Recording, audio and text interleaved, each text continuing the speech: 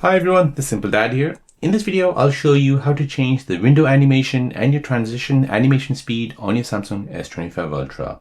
So on your Samsung S25 Ultra, you can adjust the speed of your UI animation like opening apps, transitions, and pop-ups. So let me show you how to do this.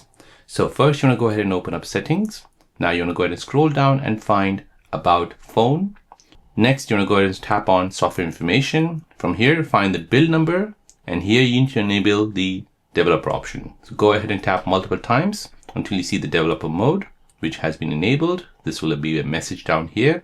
Go back and then find the developer mode option here. Tap on this.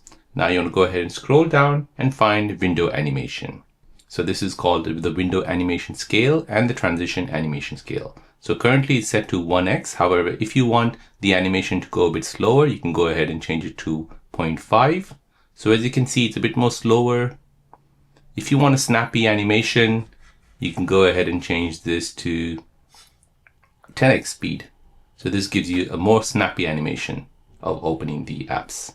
So by this, you're reducing and turning off animation makes your phone feel more significantly faster and more responsive, improving your everyday usability on your Samsung S25 Ultra. So there you go, guys. That is how to change the window animation and the transition speed on your Samsung S25 Ultra.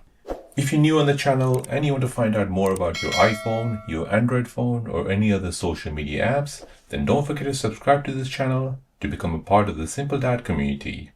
Hit the like button if you find this video useful.